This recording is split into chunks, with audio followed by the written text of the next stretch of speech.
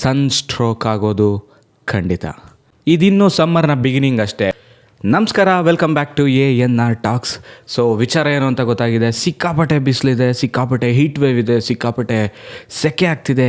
ಯಾಕಿದು ಅಂದರೆ ಅದಕ್ಕೆ ಒಂದೇ ಒಂದು ಕಾರಣ, ಎಲ್ ನೀನೋ ಎಫೆಕ್ಟ್. ಸೊ ಈ ಎಲ್ ನೀನೋ ಎಫೆಕ್ಟ್ ಅಂದರೆ ಏನು, ಇದು ನಮ್ಮ ಮೇಲೆ ಹೇಗೆ ಪ್ರಭಾವ ಬೀರುತ್ತೆ ಆ್ಯಂಡ್ ಪೆಸಿಫಿಕ್ ಓಷನಲ್ಲಿ ಆಗುವಂತಹ ಈ ಎಫೆಕ್ಟ್ಗೂ ಇಂಡಿಯಾದಲ್ಲಿರುವಂತಹ ನಮಗೂ ಏನು ಸಂಬಂಧ ಅಂತ ಈ ವಿಡಿಯೋದಲ್ಲಿ ಹೇಳ್ತೀನಿ.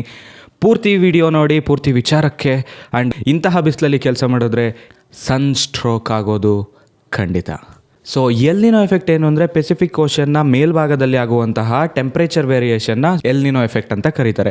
ಇದರಲ್ಲಿ ಎರಡು ಟೈಪ್ ಇದೆ, ಒಂದು normal El Nino effect and ಇನ್ನೊಂದು super El Nino effect. So normal El Nino ಎಫೆಕ್ಟಲ್ಲಿ ಓಷನ್ ಸರ್ಫೇಸ್ ಟೆಂಪ್ರೇಚರ್ ಬಂದು 0.5 to 1 degree ಸೆಲ್ಸಿಯಸ್ ವೇರಿ ಆಗುತ್ತೆ. ಆದರೆ ಸೂಪರ್ ಎಲ್ ನೀನೋ ಎಫೆಕ್ಟಲ್ಲಿ 2 degree ಸೆಲ್ಸಿಯಸ್ಗೂ ಜಾಸ್ತಿ ಆಗ್ತಾ ಹೋಗುತ್ತೆ. ಸೊ ಈ ಎಫೆಕ್ಟಿಂದ ಏನಾಗುತ್ತೆ ಅಂದರೆ ಟ್ರೇಡ್ ವಿಂಡ್ಸ್ ಅಂದರೆ ಮಾನ್ಸೂನ್ ಮಾರುತಗಳಂತ ನಾವೇನು ಕರಿತೀವಿ ಅದು ವೀಕ್ ಆಗ್ತಾ ಹೋಗುತ್ತೆ. ಸೊ ಈ ಎಫೆಕ್ಟಿಂದ ಆ ಟ್ರೇಡ್ ವಿಂಡ್ಸ್ ಏಷ್ಯಾ ಮತ್ತು ಆಸ್ಟ್ರೇಲಿಯಾ ಕಡೆ ಬರುವಂಥದ್ದು ದಕ್ಷಿಣ ಅಮೆರಿಕಾ ಕಡೆ ಹೋಗುತ್ತೆ. ಈ ಎಫೆಕ್ಟಿಂದ ನಮ್ಗೆ ಏನಾಗುತ್ತೆ ಅಂದರೆ ಮುಂಗಾರು ಮಳೆ ಬರೋದು ಕಡಿಮೆ ಆಗ್ತಾ ಹೋಗುತ್ತೆ. ಆ್ಯಂಡ್ ಮೋಡಗಳು ಸಹ ಕಡಿಮೆ ಇರುವ ಕಾರಣ ಸನ್ಲೈಟ್ ಡೈರೆಕ್ಟು ಭೂಮಿಗೆ ಬಿದ್ದಾಗ ಭೂಮಿಯ ಹೀಟ್ ಜಾಸ್ತಿ ಆಗ್ತಾ ಹೋಗುತ್ತೆ. ಆ್ಯಂಡ್ ಹೀಟ್ ಜಾಸ್ತಿಯಾಗಿ ಮಳೆ ಬಂದಿಲ್ಲ ಅಂದರೆ ಆಬ್ವಿಯಸ್ಲಿ ಹೀಟ್ ವೇವ್ ಶುರುವಾಗುತ್ತೆ. ಸೊ ಬಿಸಿ ಗಾಳಿ, ಶಾಖ, ಸೆಕೆ ಎಲ್ಲದೂ ಶುರುವಾಗುತ್ತೆ. ಆ್ಯಂಡ್ ಇದರಿಂದ one of the main effect ಆಗೋದು ಅಗ್ರಿಕಲ್ಚರ್ಗೆ. ಈ ಅಗ್ರಿಕಲ್ಚರ್ಗೆ ಯಾವ ಥರ ಎಫೆಕ್ಟ್ ಆಗುತ್ತೆ ಅಂದರೆ ಭೂಮಿ ಆಲ್ರೆಡಿ ಕಾದಿರುತ್ತೆ, ಮಳೆ ಕೂಡ ಇಲ್ಲ, ಸೊ ಬೆಳೆ ಕೂಡ ತುಂಬ ಕಡಿಮೆ ಬರೋದಕ್ಕೆ ದಾರಿಯಾಗುತ್ತೆ. ಈಗಾಗಲೇ ಸಿಕ್ಕಾಪಟ್ಟೆ ಟೆಂಪ್ರೇಚರ್ ಇರುವಂತಹ ಸಿಟಿಗಳಲ್ಲಿ ಇಂಡಿಯಾ 95 ಸಿಟೀಸ್ಗಳು ಟಾಪಲ್ಲಿದ್ದಾವೆ. 45 degree ಸೆಲ್ಸಿಯಸ್ ದಾಟಿರುವಂತಹ ತುಂಬಾ ರಾಜ್ಯಗಳು ಭಾರತದಲ್ಲಿವೆ. ಕರ್ನಾಟಕದಲ್ಲೂ ಸಹ 40 degree ಪ್ಲಸ್ ಸೆಲ್ಸಿಯಸ್ ಕೌಂಟ್ ಆಗ್ತಾ ಇದೆ. ಇನ್ಕ್ಲೂಡಿಂಗ್ ಬೆಂಗಳೂರಲ್ಲೂ ಸಹ 38 degree 39 degree ಕ್ರಾಸ್ ಆಗ್ತಾ ಇದೆ.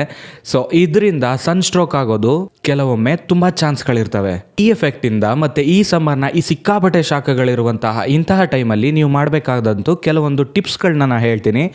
ಆ್ಯಂಡ್ ಇದನ್ನು ನಿಮ್ಮ ಪ್ರೀತಿ ಪಾತ್ರರಿಗೂ ಶೇರ್ ಮಾಡಿ, ನಿಮ್ಮ ಫ್ಯಾಮಿಲಿ ಫ್ರೆಂಡ್ಸ್ಗಳಿಗೂ ಶೇರ್ ಮಾಡಿ. ಎಸ್ಪೆಷಲಿ ಬಿಸಿಲಲ್ಲಿ ಕೆಲಸ ಮಾಡುವಂತಹ ನಿಮ್ಮ ಫ್ಯಾಮಿಲಿಗಳಿಗೆ, ನಿಮ್ಮ ಫ್ರೆಂಡ್ಸ್ಗಳಿಗೆ ಶೇರ್ ಮಾಡಿ.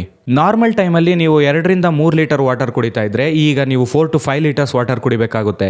ಬಿಕಾಸ್ ನಿಮ್ಮ ಬಾಡಿ ಎಷ್ಟು ಹೈಡ್ರೇಟ್ ಆಗಿರುತ್ತೋ ಅಷ್ಟು ಆರೋಗ್ಯವಾಗಿರ್ತೀರಿ. ಎರಡನೇದಾಗಿ ವಾಟರ್ ಕಂಟೆಂಟ್ ಇರುವಂತಹ ಫ್ರೂಟ್ಸ್ ಹಾಗೂ ವೆಜಿಟೇಬಲ್ಸ್ನ ನೀವು ಸಿಕ್ಕಾಪಟ್ಟೆ ಈ ಟೈಮಲ್ಲಿ ತಗೊಬೇಕಾಗುತ್ತೆ.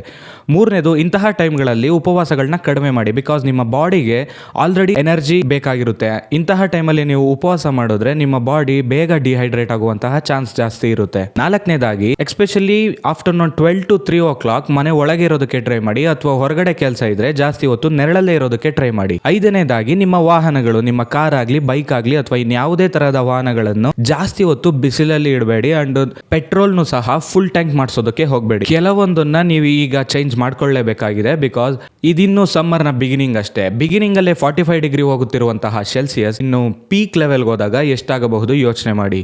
ಇಂತಹ ಟೈಮಲ್ಲಿ ಹೊರಗಡೆ ಹೋಗಬೇಕಾದ್ರೆ ಸನ್ಸ್ಕ್ರೀನ್ ಅಪ್ಲೈ ಮಾಡ್ಕೊಳ್ಳಿ, ವಾಟರ್ ಬಾಟಲ್ಸ್ ತಗೊಳ್ಳಿ, ನಿಮ್ಮ ಬಾಡಿನ ಹೈಡ್ರೇಟ್ ಆಗಿ ಇಟ್ಕೊಳ್ಳಿ, ಕೂಲ್ ಆಗಿರೋದಕ್ಕೆ ಟ್ರೈ ಮಾಡಿ. ಈ ವಿಡಿಯೋನ ನಿಮ್ಮ ಫ್ಯಾಮಿಲಿ ಫ್ರೆಂಡ್ಸ್ಗೆ ಶೇರ್ ಮಾಡಿ. ಆ್ಯಂಡ್ ಹೊರಗಡೆ ಓಡಾಡೋದನ್ನ ಸ್ವಲ್ಪ ಕಡಿಮೆ ಮಾಡಿ, ನಿಮ್ಮ ಹೆಲ್ತ್ ಬಗ್ಗೆ ಕಾಳಜಿ ತಗೊಳ್ಳಿ. Thank you so much. YouTube channel ANR ಟಾಕ್ಸ್ನ ಸಬ್ಸ್ಕ್ರೈಬ್ ಮಾಡಿ, ಇನ್ಸ್ಟಾಗ್ರಾಮ್ ಪೇಜ್ ANR ಟಾಕ್ಸ್ನ ಫಾಲೋ ಮಾಡಿ. ಇಷ್ಟ ಆದರೆ ಲೈಕ್ ಮಾಡಿ, ಶೇರ್ ಮಾಡಿ, ಕಮೆಂಟ್ಸ್ ಮಾಡಿ. Thank you so much.